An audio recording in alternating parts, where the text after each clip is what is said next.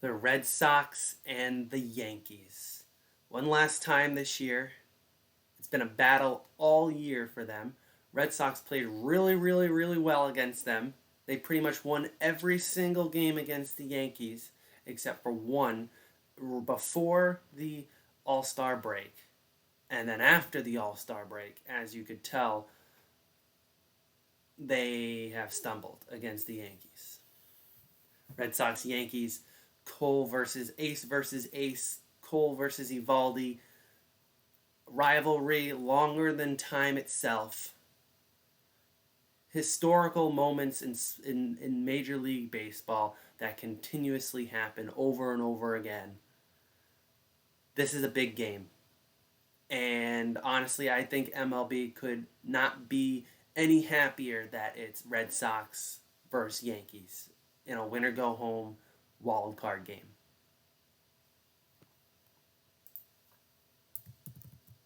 And it's a tough thing to predict here. You can look at it and say, well, Yankees have played better against the Red Sox in the last 2 months. They have their number. But the Red Sox are fully healthy now. No issue of COVID. They've just won 3 in a row. Their confidence is up. They've pitched really well. They've hit really, really well. And at the end of the day, the Red Sox do not back down, as you can tell with this team. They have trailed multiple times the last 2 games against the Nationals, and they refuse to lose. This Red Sox team is a feeling of something different. It was at the start of the year, and they stumbled again, as always. But this game is going to be really good. I'm really excited. I think for Red Sox fans, they think the Red Sox should win after how well they played all year, even though the expectations to start the year were very low. I think now they've grown after the Red Sox have played so well, and most people think that they should win. But let's break down the Red Sox pitching staff, their batters, against this Yankee team and Garrett Cole. And, we'll see what the numbers show there. And, I'll let you know what I feel and how I feel about this. And let you know what I think is going to happen and what my final prediction is going to be. And we'll also look ahead at the divisional round. If that is to happen, we'll touch on that as well to see what we feel like the Red Sox have a decent opportunity or what type of chances or who should thrive in that ALDS should the Red Sox make it.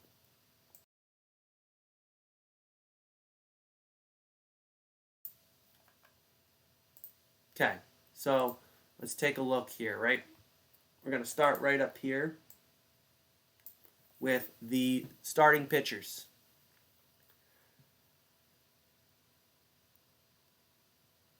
Between these 4 guys, they've had 17 starts against the Yankees this year. Their starters, obviously you can see, they're 4-4. Between Evaldi, Erod, Pivetta, and Houck. 4-4 record-wise, getting a decision. They're 4-4 in the 17 games that they've started. Let's look at Evaldi. He's 2-2, 14 runs given up in 34 innings. He has a 3.71 ERA, which is right about where his average is at. He's given up 5 home runs, and the Yankees batters are batting 279 against Evaldi. And of course, he did get lit up in that last Friday game against the Yankees. But something was off, according to Cora, and hopefully things will be looking up for him. He is your ace, and he is the guy you want to go against the Yankees. Some might argue Chris Sale, but I feel like honestly, if we're just looking at stats, Erod is the clear favorite to go against the Yankees here. He pitched really well the weekend that they played him, where they got swept. He pitched really well. He might have been tipping pitches a little bit, but look, he's 2-0 against them this year in 5 starts. He's only given up 8 runs in 23 innings. They're batting .230 against him, and he has a 3.13 ERA. Pivetta did not pitch very well against the Yankees this year. 0-1, 5 runs given up in 7 innings on only 4 starts. So as you can see, 4 starts, 7 innings. Not a good time frame there for him. ERA 6.43, and they were batting 2.59 against him. And then you have Houck, 2 games pitched. He has 1 loss. He actually has a save against them in 13 innings, 2.70 ERA. And the Yankees are batting 1.70 against Houck. So this is how I feel like it should go with the Red Sox here. Is you should go Eovaldi, and then if you need, Eovaldi and Houck are 2 guys that you should see out of, Eovaldi is the guy to start, and Houck is the guy that you want to come out of the bullpen at some point against the Yankees for multiple innings, maybe 2, depending on where the batting lineup is. But Eovaldi, try to get 5 innings out of him. And I'd go Houck for 6 and 7, and then you have to try to figure out 2 innings in your bullpen. Because as you can see, the bullpen has struggled against the Yankees this year, unfortunately. But yeah, Eovaldi, as you can see, the Red Sox are 10-9. They won the season series. They have the tiebreaker. They're the number 2 team in the AL East. They're 10-9 against the Yankees this year. Again, most of those losses came in the second half. They lost they got swept 4 games, and then they got swept another 3 games against the Yankees. So they've lost at least 6, I believe, in this second half against the Yankees. So as you can see, they played very, very well against them to start the year. Now let's look at the bullpen here. Barnes, actually has pitched really well against the Yankees. He has 4 saves. They're batting 227 against them and 172 as an ERA. He's only given up 1 run against the Yankees. So he's pitched very well against them. Ottavino, on the other hand, has not. He has pitched the same amount of innings and has a 9.45 ERA. They're batting 308 against them with 7 earned runs. So in my opinion, I really hope we don't see Ottavino tonight or on Tuesday night. I really hope we don't see him in that game against the Yankees. They've pitched really well. They've played against him really well. And I really hope we don't, Cora stays away from him after all of that.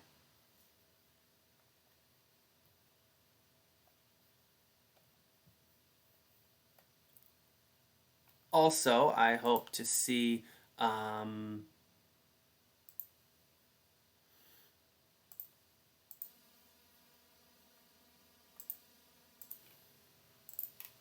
obviously, I hope to see the Sawamura, who has pitched really well against the Yankees. They're batting 200 against him. He has an ERA of 2.70. Same thing with Whitlock, a 2.08 ERA with 1.54, batting 1.54 against him. Whitlock, Sawamura. I don't think Josh Taylor is going to be available in the bullpen. Brazier has pitched really well against them. He's been back and he has been on fire. They're batting 125 against him in 2 games. So he pitched 2 of those games. Robles has pitched in a couple of those games and they haven't hit him really well. So the Red Sox bullpen, those main guys that you expect to see, Perez, Richards, Taylor, Ottavino, who have pitched normally for them, that is not something that I want to see. I would like to see them use Barnes, Sawamura, Whitlock, Brazier, Robles. Those are the 5 guys that I would feel comfortable with the Red Sox using against the Yankees during this one game. Now, am I confident that they're going to win? Am I confident that the bullpen can hold up? Am I confident in the Red Sox pitching? I would probably put it at a 50-50. I really don't know. Now, let's take a look at the batters, right? This year against all New York pitching, Hernandez batting 209. Let's see some guys here. So, Dahlback has struggled. Especially Dahlback has struggled. Martinez has struggled. Hernandez has struggled. Hernandez batting 209. Martinez batting 186. Dahlback 146. Those guys, we got to be careful there. Even Verdugo 221. But look at we've got some really good. Renfroe has hit the Yankees really well, batting 316. Bogarts almost 300. Devers 250, 5 home runs against the Yankees. He's hit them really well. 18 home runs, 17 hits, 5 home runs. Vasquez has hit him really well. Vasquez hasn't hit a lot of home runs, but as you can see, he's hit 2 of them against the Yankees. And he's batting 240. And Schwarber 286. He's hit really well against them this year since he's played them. Against all New York pitching. Now, the issue is we're facing off against Garrett Cole. Garrett Cole, look at Hernandez. Like I said Hernandez. I said Dahlback. I said Verdugo. I said Martinez have struggled against all Yankee pitching, but it's been a little bit of the opposite against Garrett Cole here. Look at Hernandez. He has against all of New York, he's batting 209, but against Cole, he's batting 444. Renfroe's batting 333, batting above average. Bogart's batting 250, about average. An average hitter this year. But less than he has against all of New York pitching. Martinez, 200 against Cole. Struggled. So we know Martinez is injured, so maybe it's beneficial for them to rest him for the ALDS. If he can't run, he shouldn't be DHing. Look at Devers he has 5 home runs against all of Yankee pitching this year, and 3 of them have come against Garrett Cole. He's batting 364. He has 4 hits against them, and 3 of them are home runs. Devers has hit Cole very well. Obviously, Devers, Renfroe, Hernandez, and look at Schwarber. He's batting 333 against him. Verdugo, 273, well above his average. Now, Vasquez and Dahlback and Martinez, those 3 guys are going to struggle against Cole. So, Dahlback has hit righties really well, as you can see. He has 15 home runs in the second half. So, Dahlback has turned it around a little bit, and hopefully Dahlback can turn it around and try to get some big hits this tonight, because I feel like if I was Cora, you're going to use around the lineup, you're going to go Evaldi and Vasquez, pitcher and catcher, Dahlback at first, and this is if Martinez is too injured to play. Actually, no, this is if Martinez is too injured to play. You go Dahlback at first, Hernandez at second, Bogarts and Devers short and third. Now the outfield is where it comes into play. You go Verdugo in left,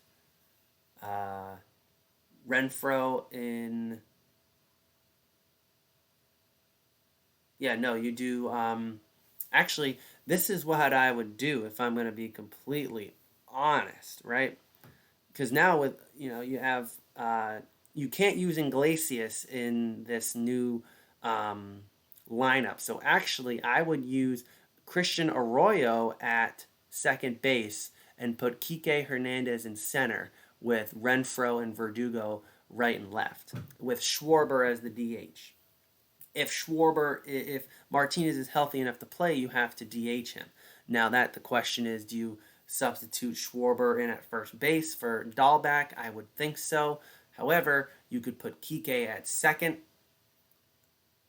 Dugo or Renfroe in center, and then you can put Schwarber in left or right, depending on who you keep in. If you put Verdugo in left, then in center you put Schwarber in left. If you put Renfroe in center, you put Schwarber in right field. With that short field, it might work to his advantage. But it's not terrible. Uh, Now let's look at Garrett Cole against the Red Sox this year. Obviously, he pitched six, really good innings against them on Friday. However, he pitched up against them 4 times this year. Cole is 2-2 against the Red Sox. He's given up 12 runs in 4 games. So that's 3 runs a game, right? In 22 innings pitched. And that's less than 6 innings a game, right? So he's been knocked around a little bit. He has almost a 5.0 ERA against the Red Sox, and they're batting 279 against him. So Garrett Cole has pitched really well this year. However, he hasn't necessarily pitched really well against the Red Sox. So we shall see. With all this stats, right? All these stats, we have to think here for a moment and feel like, what do we think? Look at the stats, or we just look at reality? The stats show that the Red Sox have a very good chance at winning this game. Reality is they haven't played very well against the Yankees at all since pretty much June. So you have to remember is that going into the games on Sunday is that if there was a 4-way tie, the Red Sox and Toronto chose to be number 1 and 2 because they have better overall. The Red Sox have the best overall record against their division and against the Yankees, and they own the tiebreakers. So the Red Sox would have picked to be number 1, have the home field. And Toronto also have a better record against the Yankees, would have picked to be number 2, so they'd have home field. The Yankees would have gotten to pick whether they want to go to Toronto or if they want to go to Boston. And the Yankees have played much better against the Red Sox in the second half than they have against the Blue Jays. They actually struggle against the Blue Jays. Also, the idea of having to go up against Robbie Ray, potentially, or Jose Barrios, is less appealing than going against Eovaldi, who you just knocked around for 5+ runs 2 weeks ago. The Yankees chose to play the Red Sox, which is bulletin board material for the Red Sox. Now, I love the Red Sox, and these are my 3 key things that the Red Sox have to do to win this game. Number 1, Eovaldi has to go 5 innings, and he needs to can't get bounced around. He cannot give up more than 3 runs. Eovaldi cannot give up more than 3 runs. I think the Red Sox need to. That's number 1. Eovaldi cannot give up more than 3 runs. No matter how many innings he goes, he cannot give up more than 3 runs. Number 2, the Red Sox need to be patient at the plate, but attack early. They need to get out to an early lead. Give Eovaldi some run support. That's number 2. Number 3 is they don't make any mistakes. No running mistakes, no fielding mistakes. If you limit your mistakes on the base path in the field, it gives you the advantage. Number 4, get to the Yankees bullpen as quickly as possible. It's the weakest link to the Yankees. And number 5 is if Eovaldi can go 5-6 innings, Cora needs to give the ball to the hot hands. Don't force the ball to Ottavino. Don't force the ball to Perez or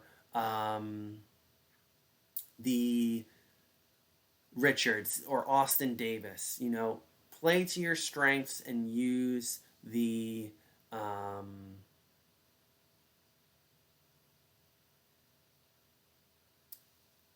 and just play to your advantage. Honestly, I think the Red Sox should win this game. It's a 50-50 split, honestly, for me. The Yankees have played better as of often, but the Red Sox, I believe, are a better team. The only way the Red Sox win this game is if they blow them out. Honestly, if there's no opportunity for a save, there's no opportunity. They got to win this game by 3 or 4 runs. That's what the Red Sox got to do here.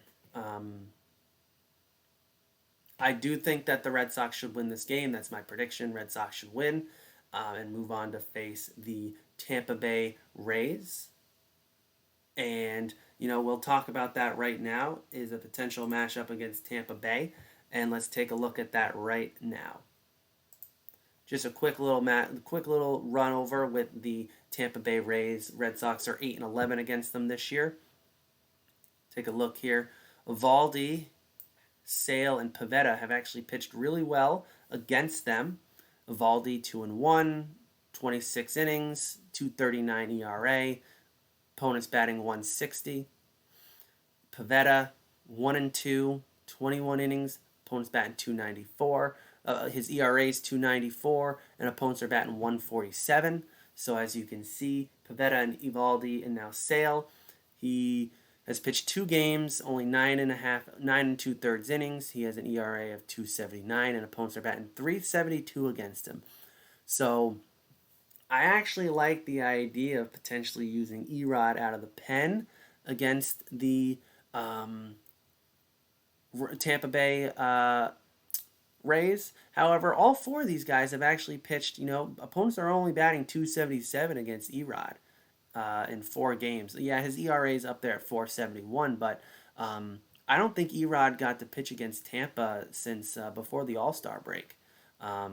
So, those guys have pitched really well, but the issue is with the Red Sox is their bullpen against Tampa. Look at this. Barnes, only 4 1/3 inning. He has an 8.31 ERA. He has a blown save against them. No saves against them. He's given up 4 ERA, but opponents are batting 188 against him. But look at that ERA. Same thing with Ottavino. Look at that. 8.31. They're batting 278 against him. Even Whitlock. Whitlock has struggled against Tampa. Look at that. 5.14 ERA, 3.75. Opponent's batting average. Perez and Richards have actually pitched better. No, not even. Look at that, 8.68 ERA. But look at the opponent's batting average, 3.10. I mean, Richards 6.14. But this was all. Most of them were all as starters. But look at Robles and Davis, or Robles at least, has pitched really well against Tampa. But given the fact that only Josh Taylor, Sawamura, and Robles have pitched well against Tampa, that's not going to bode well for you in that series. And then against your batters against Tampa Bay this year, Hernandez batting 263. Renfroe has hit really well again. Renfroe and Bogarts and Devers have Renfroe, Bogarts, and Schwarber have hit really well against Tampa. 338. Renfroe 4 home runs. 429 for Bogarts, 2 home runs.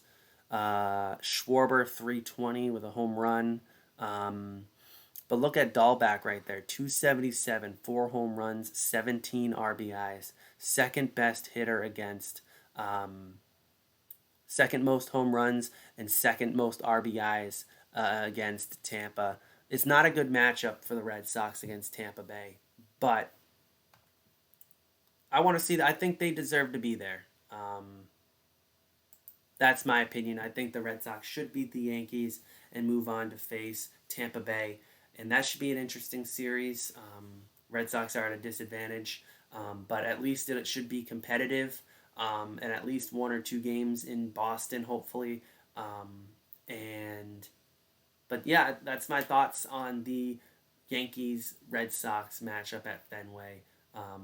Red Sox should move on to the ALDS and should meet the expectations that Red Sox fans have had this year, and that is second round of at least making the ALDS and playing against the other AL East team. But we shall see what happens, and hopefully the Red Sox will finish out this season on a high note of getting to the ALDS.